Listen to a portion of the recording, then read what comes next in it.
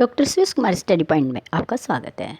आज हम वन पंचायतों के विषय में चर्चा करेंगे। इससे पहले मैं आपको बता दूं कि जीके डायरी जो हमारी चली हुई है उसकी अगर पीडीएफ किसी को चाहिए तो वो आपको डिस्क्रिप्शन बॉक्स में मैं उसका लिंक दे दूंगी, आप वहां से उसको प्राप्त कर लीजिएगा। अपने आप को अपडेट रखिएगा, स्वस्थ रहिएगा, व्यस्त रहिएगा, मस्त रहिएगा।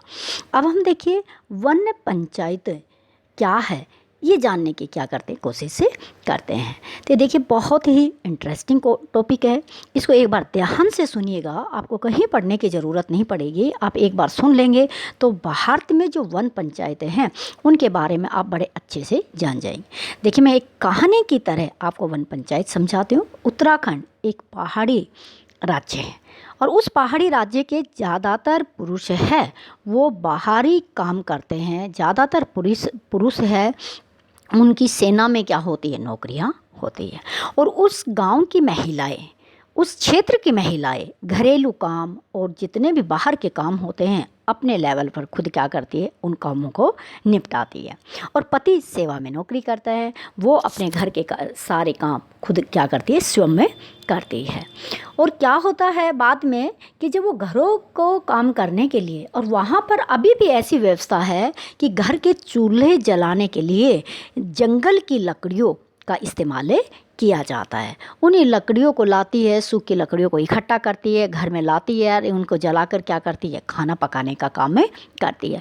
और अपने जानवरों का पेट पालने के लिए, उनको चराने के लिए वनों से ज़्यादा क्या करती है, वो लोग लकड़ियाँ और चारा इकट्ठा करती है। कुछ समय बाद क्या होता है कि सरकार क्या करती है, जंगलों पर धीरे धीरे अधिकार कर लेती है और वहाँ के अधिकारी जाके बहुत ही इमारती लकड़ियाँ, बहुत ही औषधीय लकड़ियों का क्या कर लेते, एक व्यापार करने का या फिर पैसा कमाने के लिए वनों पर क्या करना चाहते हैं, अधिकार करना चाहते हैं। और जब ज़्यादा से ज़्यादा वनों को वो लोग काटने लग गए तो महिलाओं के सामने ईंधन की और उनके पशुओं को चराने के लिए क्या हो गई, समस्या हो गई है कि पहाड़ी क्षेत्रों में महिलाएं कहाँ से ईंधन इकट्ठा करें, कहाँ पे पशुओं के चारे की खोज करेगी। तो उनके सामने बहुत समस्या होगी और वो कई मीलों तक उनको दूर दूर जाकर ईंधन की व्यवस्था करनी पड़ती थी और पशुओं के चारे की व्यवस्था करनी पड़ती। समस्या बहुत भयानक हो गई, महिलाएं परेशान हो गई। अब वो क्या करें, तो इस समस्या से निपटने के लिए महिलाओं ने वन पंचायतों का गठन किया। ये समस्या जब अस्तित्व में आई थी, जब वो समस्या अस्तित्व में आई तो वन पंचायतें अस्तित्व में आई। महिलाओं ने उस समस्या से निपटने के लिए वन पंचायतों का गठन किया, बनाई। ये क्या है, अब समझिए वन पंचायत क्या है। वन पंचायतों के सदस्य पहाड़ी ढलानों पर नर्सरी लगाते हैं, नर्सरियों का विकास करते हैं, वन लगाने का लोगों को प्रशिक्षण देते हैं, ट्रेनिंग देते हैं। और वन पंचायत के सदस्य आसपास के जितने भी वन हैं उन सब की देखभाल करते हैं। और अवैध रूप से, गैर कानूनी रूप से जो पेड़ों की कटाई करते हैं उन पर क्या करते हैं, टूट पड़ते हैं, उनको बाधित करते हैं। वह किसी भी तरह से जंगल के वनों को गैर कानूनी तरीके से नहीं काटने देते। और ये एक पर्यावरण का संबंधित भी आंदोलन है, यानी कि पर्यावरण की सुरक्षा के लिए वन पंचायत अस्तित्व में आई, वो पहाड़ी क्षेत्र में आई।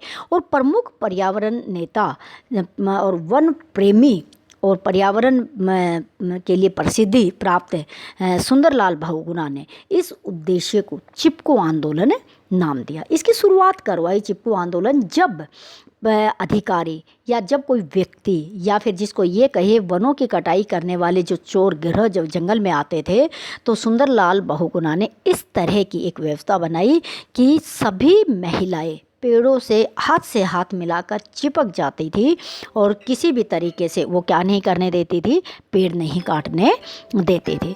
वो क्या कि वनों को काटने से रोकने के लिए महिलाएं पेड़ों को क्या करती थी, चिपक जाती थी और ये कहती थी कि इन पेड़ों की कटाई से पहले हमें काटना होगा, पेड़ हमारे बच्चे हैं, अगर इनको काटा जाएगा तो हम क्या हो जाएंगे, ख़त्म हो जाएंगे। और इसी तरह वन कटाई ठेकेदार विवश हो गए। वन काटने वाले जो ठेकेदार आते थे, जो अधिकारी आते थे, वो विवश होकर हार कर वनों की कटाई को उन्होंने क्या कर दिया, छोड़ दिया।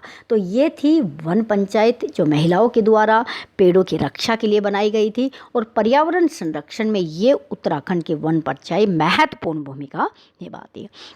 अब दूसरा विषय हम लेते हैं कि जनजाति क्षेत्रों में पंचायती राज। जैसे कि 73वां संविधान संशोधन पारित हो गया था और वो पूरे ही देश में क्या किया गया था, उसको लागू किया गया था। अब यहाँ पे हम जनजातियों के विषय में बात करते हैं कि जनजाति क्षेत्रों में पंचायती राज है वो कितना कारगर साबित हुआ। अब देखिए, भारत के अंदर बहुत सारी जनजातियाँ हैं और ये जनजातियाँ महत्वपूर्ण अपना स्थान रखती हैं। जनजातियाँ अर्थव्यवस्था की देखरेख अपनी खुद करती है। जनजातियाँ संपत्ति एवं जितने भी इनके युवा गृहों की देखरेख खुद करती है। पशुओं की देखभाल खुद करती है। बाहरी खतरों से ये जो अपने आदिवासी जो भाई है वो अपनी सुरक्षा स्वयं करते हैं। अपना न्याय भी खुद करते हैं और अपना दंड भी लोगों को खुद देते हैं। और जनजातीय पंचायतें ये सारे प्रमुख कार्य अपने खुद करती है। ये उनके पहले की स्थिति है जब 73वां संविधान संशोधन नहीं आया था। लेकिन उससे भी पहले स्वतंत्रता के बाद भारत में लोकतंत्र शासन व्यवस्था को स्थापित किया गया। राजनीतिक व्यवस्था को अपनाया गया। समानता पर आधारित था, जो प्रत्येक वैश्विक नागरिक को बिना किसी भेदभाव से मत देने का अधिकार दिया। लोकतांत्रिक व्यवस्था का परंपरागत राजनीतिक व्यवस्थाओं में विशेष रूप से जाति पंचायत और जनजाति पंचायतों पर गहरा प्रभाव पड़ा। जब भारतीय लोकतांत्रिक व्यवस्था लागू हुई तो जनजातियों पर बहुत ज़्यादा प्रभाव पड़ा था। कानूनी रूप से गठित ग्राम पंचायतों ने इस परंपरागत पंचायतों के महत्व को क्या कर दिया, समाप्त कर दिया।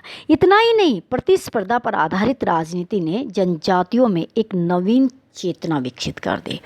एक ऐसी चेतना विकसित कर दी कि वो सामाजिक संगठन और गुटबाजी भी उनके जनजातियों में क्या होने लग गई। तथापि उसके बाद भी ग्राम पंचायतों को जनजातीय क्षेत्रों में अपने पैर जमाने के लिए काम शुरू कर दिया। उन्होंने कहा कि किसी ना किसी तरह से जनजाति है वो मुख्य धारा में आकर इन लोगों के साथ क्या करेगी, अपने राजनीति करना उन्होंने शुरू कर दिया। उनका परंपरागत राजनीतिक संगठन जो था वो धीरे धीरे क्या होता चला गया, खत्म हो गया। अनुसूचित जनजाति और महिलाओं हेतु किए गए आरक्षण के कमज़ोर वर्गों के जो सशक्तिकरण की दिशा में काम किए थे, उन्होंने बहुत महत्वपूर्ण कार्य किया।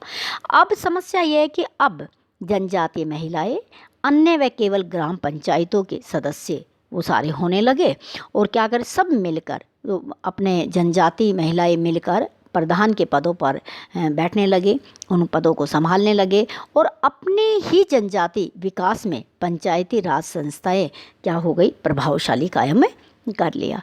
आज भी सामान्य आदिवासी विकास का लाभ नहीं उठा रहे हैं। कुछ लोग उठा रहे हैं लेकिन सामान्य लोग हैं वो उसका विकास नहीं उठा रहे हैं। अब गुटों में विभाजित जनजाति समूह न तो अपने परंपरागत राजनीतिक संगठन को बनाए रख पा रहे हैं और न ही नवीन राजनीतिक संगठन यानी कि नवीन जो पंचायती राज व्यवस्था है जनजातीय आकांक्षाओं को पूरा करने में सफल हो रहे हैं। तो 73वां संवैधानिक संशोधन के बाद जनजातियों में हम लोग देखते हैं कि जनजातियों में 1,44,735 प्रतिनिधि चुने गए, जिनमें 48,993 महिलाओं ने पंचायती राज व्यवस्थाओं में प्रतिनिधि बन के महत्वपूर्ण भूमिका निभाई।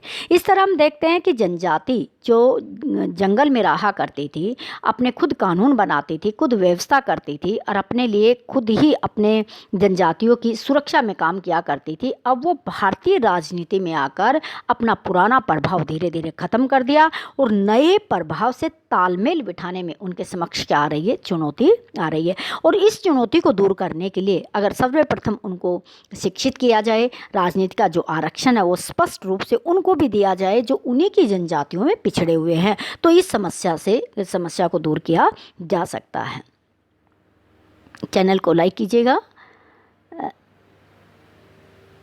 Thank for watching.